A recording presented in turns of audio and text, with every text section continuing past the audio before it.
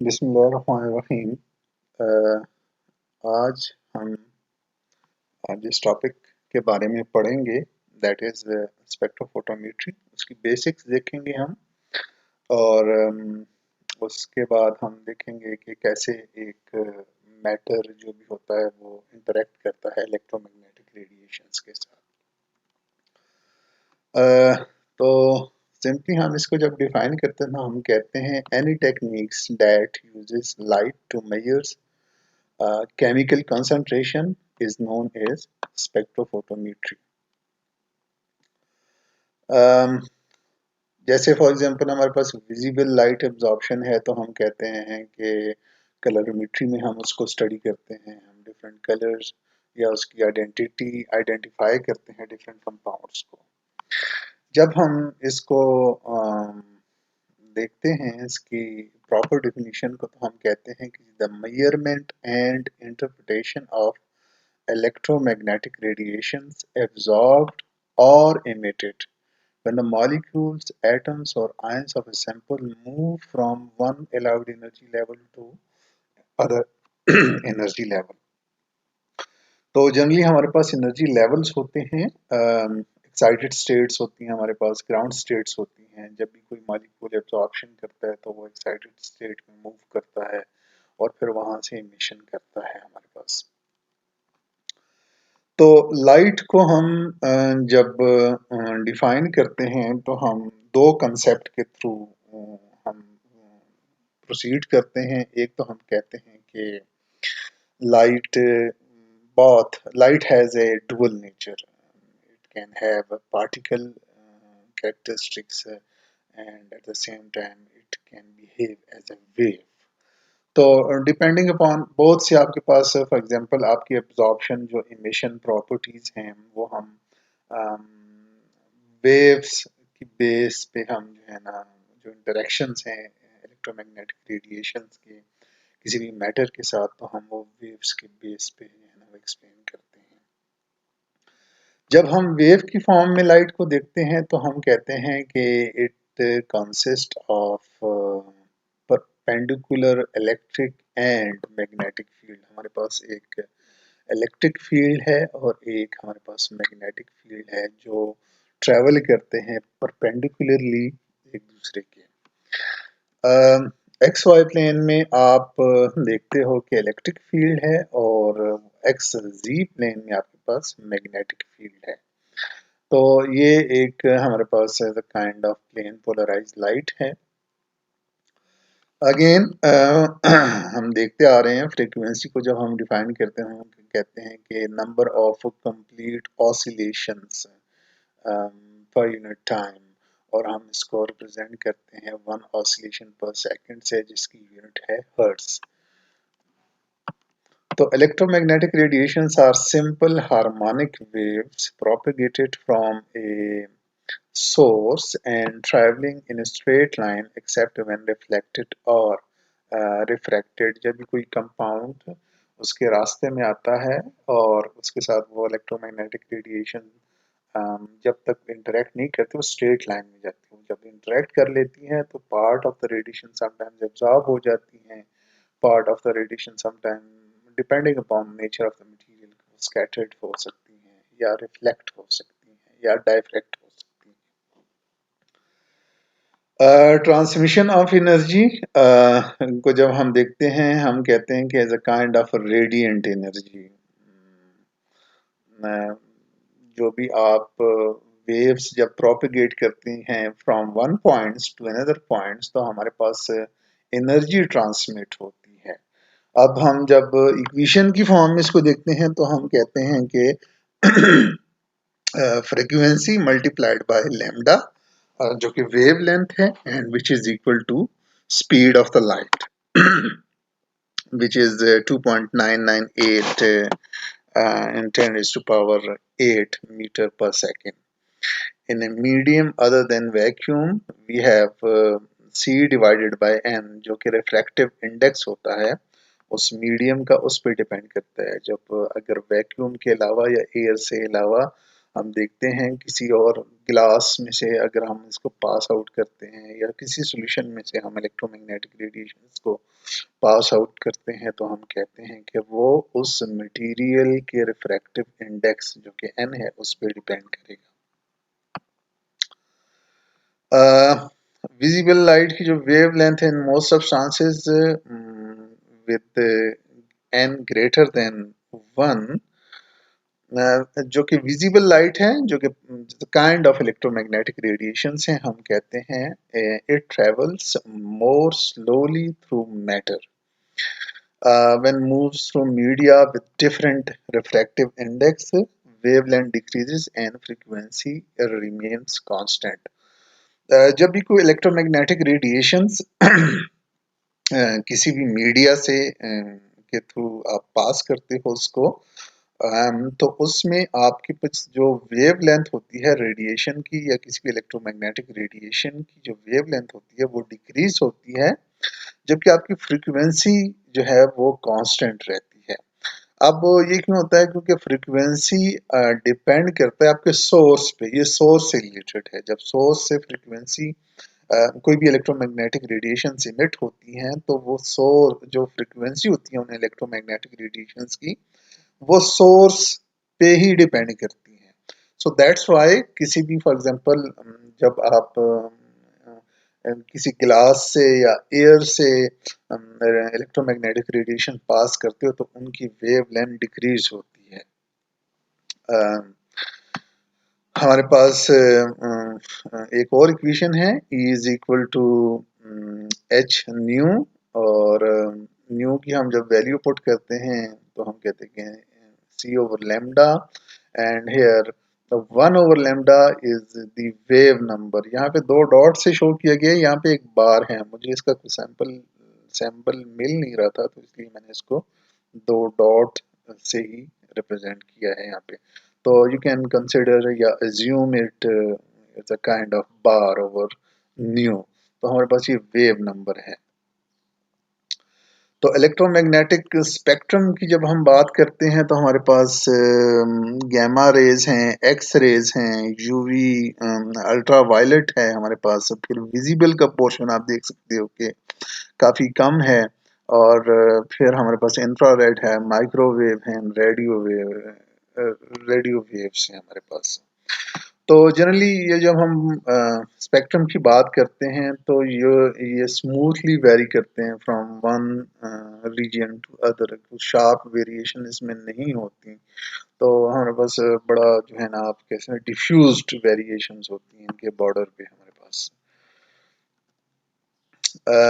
जब absorption of radiation की हम बात करते हैं तो हम कहते हैं कि light whenever interact with molecules absorb light and they got some kind of energy, ये energy gain कर लेते हैं, and we call them that these molecule have been promoted to excited states। तो ये excited state में हमारे पास चले जाते हैं। आफ्टर इमिशन जो कि in the form of photons होते हैं, the energy of molecule is lowered and again molecule come down to the ground state. हमारे पास ग्राउंड स्टेट में आ जाते हैं। तो जो भी हमारे पास जो रीजन हमने देखे माइक्रोवेव का, तो माइक्रोवेव रेडिएशन, इलेक्ट्रोमैग्नेटिक रेडिएशन जब हम इंटरेक्ट करते हैं मैटर के साथ तो काइंड ऑफ रोटेशन का फिनोमिना उसमें होता है। वाइब्रेशन, इंफ्रारेड रेडिएशन जब इंटरेक्ट करते हैं मॉलिक्यूल्स के साथ तो उसमें वाइब्रेशन का फिनोमेना होता है। यूवी विजिबल इस तरह इलेक्ट्रॉनिक प्रमोशन होती है हमारे पास। एक्स रेज में हमारे पास मॉलिक्यूल्स ब्रेक होते हैं, तो आपके पास डिफरेंट रीजन्स हैं और आप मॉलिक्यूल्स की डिफरेंट कैरेक्टरिस्टिक्स फाइंड आउट कर सकते हैं through those different regions. When light is absorbed by sample, again the irradiance of the beam of light is decreased. What is irradiance? Irradiance is the energy per unit time per unit area in the light beam. तो आपकी light की जो power है वो decrease हो जाती है because part of that light is being absorbed by the molecule और द सैंपल। आपके पास एक जो 2-3 इक्वेशन हम ऊपर देख चुके हैं, तो एक ये वाली एग्जांपल आपने सॉल्व करनी है खुद से कि how many kilo joules per mole in the energy is the energy of oxygen increased when it absorbs ultraviolet radiation with a wavelength of 147 nanometer। तो ये आपकी बुक में भी है, आप वहां से मैं जो पोर्शन अपलोड करूंगा तो उसको भी आप पढ़ के तो इस प्रॉब्लम को आपने सॉल्व करना है खुद से।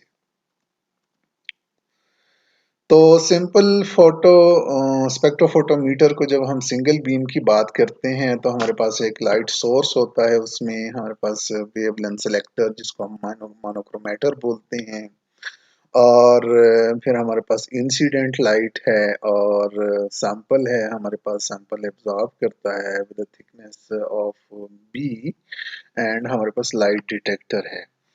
तो light with a very narrow range of wavelength is called monochromatic। इसमें हमारे पास जनरली आप इसको जब कहते हो कि it's kind of narrow wavelength, आप समटाइम इसको कहते हो single wavelength, that is wrong, क्योंकि एक नैरो रेंज ऑफ वेवलेंथ्स हमारे पास होती है जो हम इसको हम मोनोक्रोमैटिक कहते हैं। तो स्पेक्ट्रोफोटोमीटर्स में आपके पास जो लाइट यूज होती है वो मोनोक्रोमैटिक होती है, और आप उससे अपना एक्सपेरिमेंट परफॉर्म करते हो। Transmittance is the fraction of original light that passes through the sample. जो आपके पास सैंपल होता है, for example transmittance it's the fraction of original light that passes through the sample. So P, which is passed through the sample, and P naught, which is the incident light, so which is equal to 0 minus 1 into 10 raised to power into 100 percent हमारे पास जब transmittance की हम बात करते हैं। Absorbance A is equal to log of P over P naught. अब यहाँ पे देखें तो ये इसके थोड़ा सा रिवर्स है, तो that is equal to minus log of T when no light is absorbed, P is equal to P naught and A is equal to 0। तो एब्जॉर्बेंस हमारे पास 0 होती है क्योंकि जब एब्जॉर्ब ही नहीं होगी लाइट हमारे पास तो हम A is equal to 0 होगी, और P is equal to P naught होगी हमारे पास। When 90% is absorbed and 10% is transmitted, तो हम जब कहते हैं कि 10% ट्रांसमिटेड तो P इज इक्वल टू 10 है हमारे पास, और P नॉट जो कि 100 है हमारे पास, हम इसको देख सकते हैं क्योंकि इंसिडेंट जो हमारे पास है वो 100 है। तो 10% हमारे पास ट्रांसमिट, तो A इज इक्वल टू हमारे पास 1 आ जाता है। माइनस लॉग ऑफ 1 जिसमें हम 1% ट्रांसमिटेड का कहते हैं और 100% हमारे पास P नॉट है, तो उससे हमारे पास एब्जॉर्बेंस जो आती है वो 2 आती है। तो समटाइम्स आपने देखा होगा कि जो भी प्लॉट आपके पास आता है, जनरली जो मैथमेटिकली आप देखते हो उस प्लॉट को, आपके वाई एक्सिस पे आपके पास एब्जॉर्बेंस होती है और एक्स एक्सिस पे आपके पास वेव लेंथ होती है। तो आपके पास मैक्सिमम जो एब्जॉर्बेंस आनी चाहिए that should be equal to 2 आपके पास आनी चाहिए। मोस्ट ऑफ द टाइम आपके पास 2 से नीचे आपके पास वो प्लॉट होता है, या वो जो स्पेक्ट्रम होता है वो 2 एब्जॉर्बेंस से नीचे होता है, जो मैथमेटिकली करेक्ट है। Absorbance is sometimes called optical density. Optical density means optical density of the molecule that absorbs the light. Mm, as A is directly proportional to concentration, so A is equal to epsilon BC। ये तो heart of spectrophotometry है हमारे पास, that is basic equation जो आपके पास sometimes Raman में भी, atomic absorption में भी यूज करते हो, आप फ्लोरेसेंस में भी समटाइम यूज करते हो, और आपके पास विजिबल स्पेक्ट्रोफोटोमीटर में भी आप ये चीज यूज करते हो, इवन आईआर में भी ये इक्वेशन आप यूज करते हो।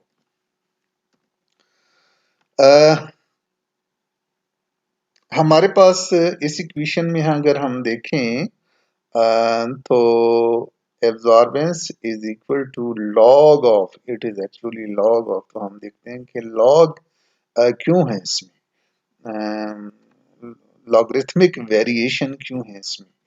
अब लेट्स से कि हमारे पास एक हमारे पास कंपार्टमेंट है जिसमें हम देख रहे हैं कि this is x is equal to 0 and this is x is equal to b, एंड हम सिलेक्ट करते हैं बहुत ही छोटा सा portion which is equal to dx, जो कि हमारे पास ओवरऑल सैंपल की लेंथ है, जो कि x इज इक्वल टू 0 से शुरू होकर x is equal to b तक जाके हमारे पास खत्म होती है। यहाँ पे इंसिडेंट लाइट है जो कि P नॉट है, और यहाँ पे इमर्जिंग लाइट है जो कि P है। तो this decrease in P is equal to is directly proportional to P। अब इसका मतलब ये है कि जो डिक्रीज इन P हमारे पास आता है, जो जो अ, जितनी ज्यादा हमारे पास लाइट होगी, इंसिडेंट लाइट होगी, that is P, for example ये P है हमारे पास, जितनी ज्यादा ये लाइट होगी उतनी ज्यादा हमारे पास फोटोन एब्जॉर्ब होंगे, तो हम कहते हैं कि decrease in P is directly proportional to P। Again change in P is directly proportional to concentration, तो जितना ज्यादा कंसंट्रेटेड होगा हमारे पास उतना ही चेंज इन P आएगा, इंसिडेंट लाइट जो भी हमारे पास है। फिर हम कहते हैं dp is directly proportional to dx, तो जितना ये लेंथ हमारे पास ज्यादा होगा तो हम कहते हैं कि उतनी ही ज्यादा हमारे पास इसमें चेंज आएगी इंसिडेंट लाइट में। यहाँ पे आप कह लें कि माइनस डी पी और P is equal to beta C D X, ये माइनस का साइन है हमारे पास क्योंकि ये हमारे पास डिक्रीज आ रही है, इंसिडेंट लाइट जो हमारे पास है उसमें डिक्रीज आ रही है। तो हम इंटीग्रेट करते हैं from P naught to P, जो कि पी नॉट यहाँ इस साइड पे हमारे पास पी नॉट होगा, इस साइड पे हमारे पास पी होगा, D P by P is equal to beta constant है हमारे पास, सी कांस्टेंट है। This beta is actually constant of proportionality. जब हम D P is directly proportional to P करेंगे, सी करेंगे और डी एक्स करेंगे, तो हम कहते हैं कि कांस्टेंट ऑफ प्रोपोर्शनैलिटी है। तो हमारे पास बीटा और सी हमारे पास ये कांस्टेंट निकल आए, और 0 से b तक हमारे पास डी एक्स जाता है। तो the limits of integrations are p is equal to p naught at is 0, क्योंकि यहाँ पे हमारे पास p is equal to p naught है, और p is equal to p at x is equal to b, जो भी हमारे पास ये इमिटेड होगा जहाँ से, तो वो is equal to p हो जाएगा। Finally, converting into log using the relation, ये वाली रिलेशन हम पुट करके, तो हम इस यहाँ से ये वैल्यूज ले लेते हैं और हमारे पास फाइनल इक्वेशन जो आ जाती है, ये बीटा ओवर लॉग 10 जो है हमारे पास वो कांस्टेंट आ जाता है, तो a is equal to epsilon C भी हमारे पास आ जाती है। तो ये फेमस इक्वेशन हमने यहाँ पे डिराइव कर लेनी है। In each infinitesimal portion of the total volume, the decrease in power is proportional to the power incident upon that section. As light travels to the sample, the power loss in each succeeding layer decreases because the magnitude of the incident power that reaches each layer is decreasing. तो इसका मतलब ये है कि जैसे जैसे हम move on करते जाते हैं तो हमारे पास ये पावर में डिक्रीज आता जाता है, और जो कि काइंड ऑफ लॉगरिथमिक डिक्रीज होगा। अब यहाँ पे एक फॉर एग्जांपल यहाँ पे आपने हिट किए 1500 फोटॉन्स, इस लेयर से जब पास हुए तो हमारे पास बाकी रह गए 500 फोटॉन एब्जॉर्ब होगी, तो 1000 रह गए।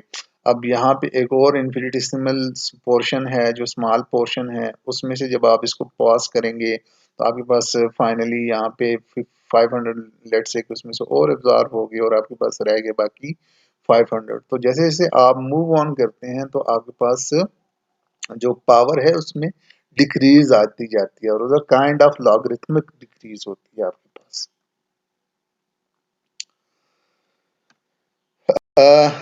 Part of the molecule responsible for light absorption is called chromophore.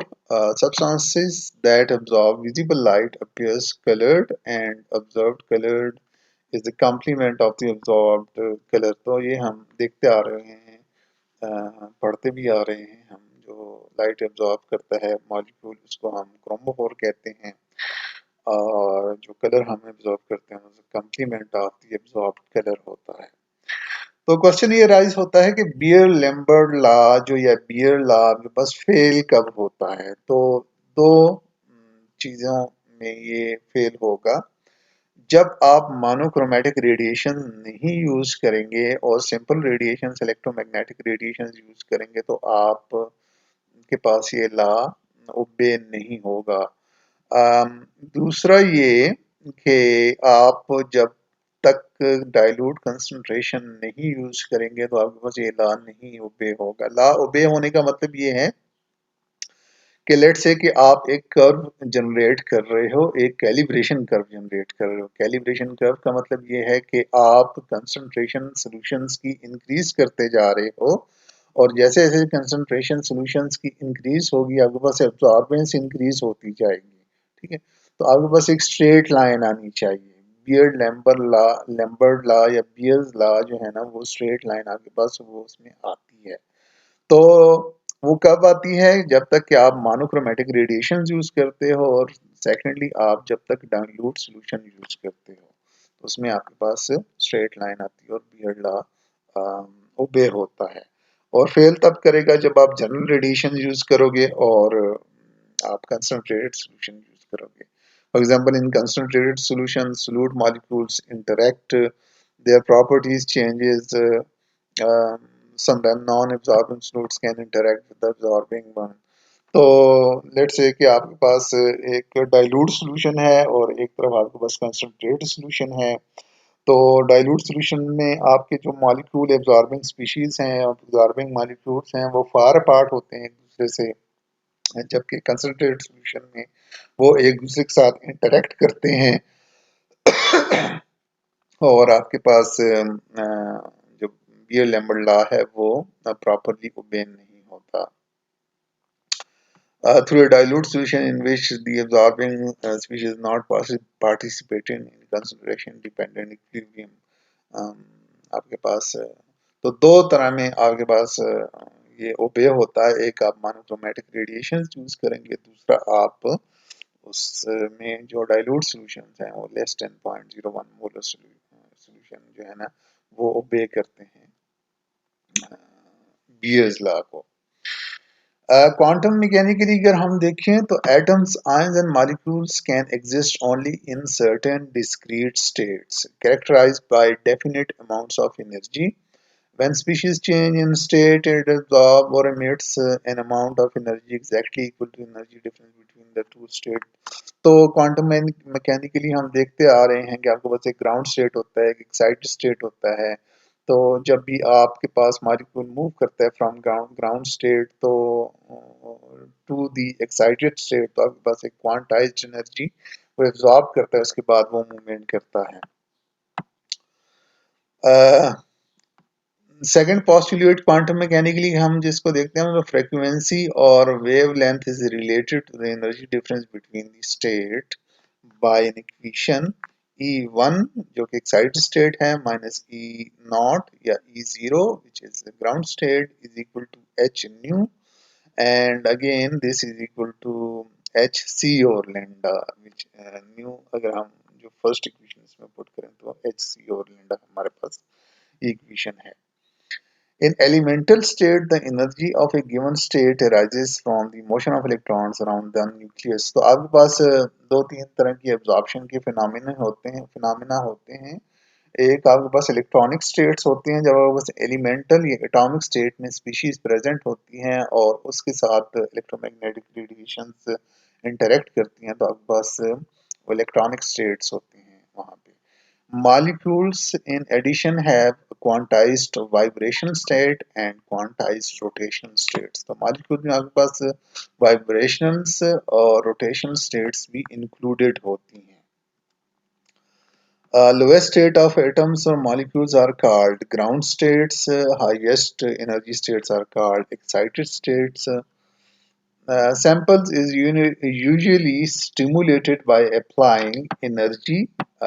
आप sample को stimulate कर सकते हैं by applying energy, electrical energy, um, heat, particles की bombardment से, chemical interaction से या chemical reaction से आप उसको stimulate कर सकते हो. लेट्स से कि आपने थर्मली या इलेक्ट्रिकली या किसी भी और प्रोसेस से सैंपल को इरिडेट स्टिमुलेट किया और उसने फिर यहाँ पे एब्जॉर्प्शन की एनर्जी एब्जॉर्प्शन हुई हमारे पास और फिर वही एनर्जी को उसने एमिट कर लिया और आपके पास emission spectrum kind of emission spectrum आ जाता है. ठीक है, तो फिर प्रोबेबिलिटी पे ये जो पीक मैक्सिमम है हमारे पास ये मिड में लैम्डा 1, तो इसका मतलब ये है कि ये जो हमारे पास है ये वाली पीक है. This is actually this one. From 0 to 1 हमारे पास जो एब्जॉर्प्शन हुई है, क्योंकि इसकी प्रोबेबिलिटी ज़्यादा होती है तो इसलिए हमारे पास ये पीक इंटेंस है. सेकंड नंबर पे आपके पास आ जाती है लैम्डा 2 वाली. तो लैम्डा 2 वाली आपके पास ये वाली ये जो सेकंड है 2 से 0 तक हमारे पास आई है प्रोबेबिलिटीज में.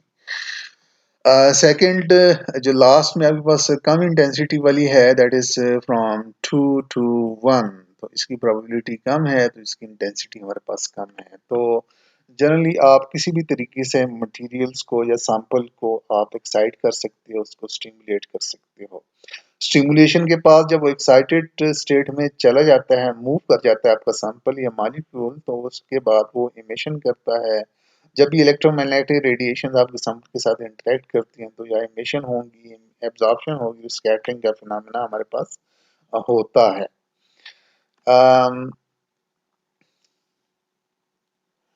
When stimulus is electromagnetic radiations can be reflected, scattered or absorbed. Let's say कि हमारे पास ये है एक इंसिडेंट रेडिएशन है, हमारे पास सैंपल है, ट्रांसमिटेड है, यहाँ पे हमारे पास एब्जॉर्प्शन हुई है.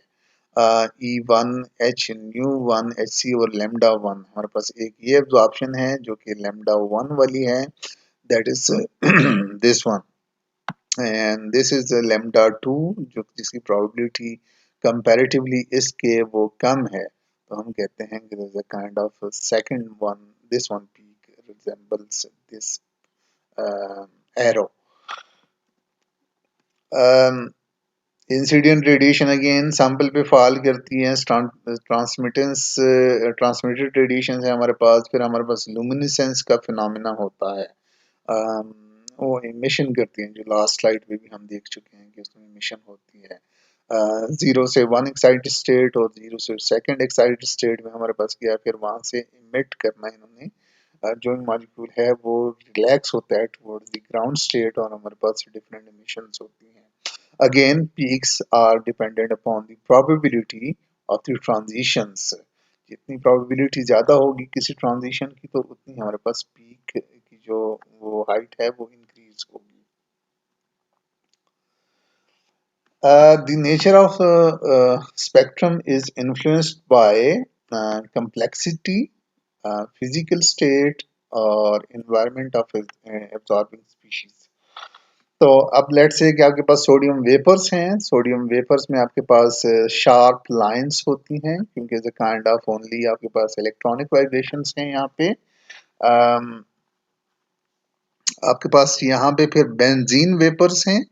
वेपर्स में बेंजीन की जो मॉलिक्यूल्स हैं वो फार पार्ट्स हैं, तो अगेन आपके पास काइंड ऑफ शार्प ट्रांजिशंस होती हैं जो कि काइंड ऑफ इलेक्ट्रॉनिक ट्रांजिशंस हैं, उससे एसोसिएटेड है हमारे पास कुछ वाइब्रेशन ट्रांजिशंस भी हो रही हैं. फिर बेंजीन इन हेक्सेन है, तो इसमें भी आपके पास हेक्सेन अफेक्ट कर रहा है आपकी जो बेंजीन की ट्रांजिशंस हैं जो कि एब्जॉर्बेंस स्पेक्ट्रम है उसको अफेक्ट करता है with interaction of hexane. Biphenyl है आपके पास, biphenyl strongly interacted with the hexane, तो अब बस एक उसका अगेन स्पेक्ट्रम अफेक्ट होता है। आपके पास जो फंडामेंटल डिफरेंस होता है that is between atomic and molecular absorption, क्योंकि जब हम देखते हैं फॉर एग्जांपल ये फर्स्ट एब्जॉर्प्शन का हम ग्राफ देखें इसमें, तो हमारे पास इलेक्ट्रॉनिक स्टेट्स हैं, ये E0, E1 एंड E2, और हर एक इलेक्ट्रॉनिक स्टेट से हमारे पास एसोसिएटेड हमारे पास वाइब्रेशन स्टेट्स हैं। और जब ये मॉलिक्यूल होता है तो मॉलिक्यूल में हमारे पास हर एक वाइब्रेशन के साथ एसोसिएटेड रोटेशनल स्टेट्स होती हैं। और जब आप इसको एक्साइट करते हैं किसी भी एनर्जी फॉर्म ऑफ एनर्जी से, तो आपके पास ट्रांजिशंस होती हैं या एब्जॉर्प्शंस का फिनोमेना होता है, या आपके पास मॉलिक्यूल्स मूव करते हैं from one energy level to another. तो इसमें अगर आप देखें तो यहाँ पे जो कि आपके पास IR रेडिएशंस हैं, तो वो लेस आप कह सकते हैं कि एनर्जेटिक हैं। तो उसने सिर्फ जो वाइब्रेशनल एक्साइटेशंस हैं वही इसने की सैंपल में, जो कि E0 से E1 तक है, और अगेन E0 से E2 तक है, एप्सिलॉन आप कह रहे हैं या स्मॉल e जो है ना उसको आप कह रहे हैं इसको। तो ये IR रेडिएशंस लेस एनर्जेटिक हैं। फिर हमारे पास विजिबल रेडिएशंस हैं, और विजिबल रेडिएशंस एक्साइट करते हैं from the ground state towards the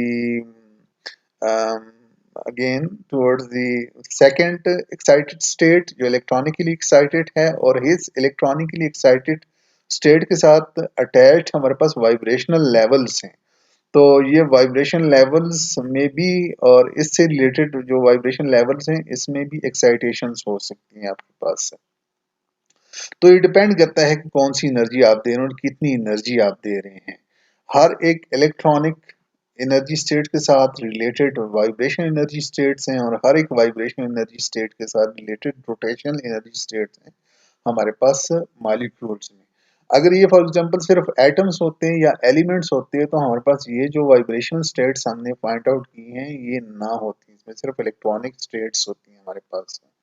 और वो शार्प लाइन्स हमारे पास जो भी स्पेक्ट्रम आता है वो शार्प लाइन आता है। तो इसमें जो वाइब्रेशनल और एसोसिएटेड रोटेशनल स्टेट्स होती हैं मॉलिक्यूल्स में, तो आपके पास एक ब्रॉड स्पेक्ट्रम आता है। जब ये मॉलिक्यूल्स एक्साइटेड स्टेट में चले जाते हैं तो दो तरह से वो get rid of their energy करते हैं। For example number one is the non radiative relaxation होती है हमारे पास, जिसमें ये स्मूथली एंड पार्शियली जो है ना वो मूव करते हैं from higher energy levels towards the lower energy level, again finally to the ground energy levels, जो कि हीट से जो जो भी फॉर एग्जांपल ये जब एक्साइट हो जाते हैं मॉलिक्यूल्स, तो इसमें ये molecules get rid of their energy by collision with other molecules, और अदर मॉलिक्यूल्स के साथ कोलिजन करते हैं वो, और ये हीट की फॉर्म में वो रेडिएशंस दूसरे मॉलिक्यूल तक ट्रांसफर करते हैं। तो हम इसको कहते हैं कि नॉन रेडिएटिव रिलैक्सेशन।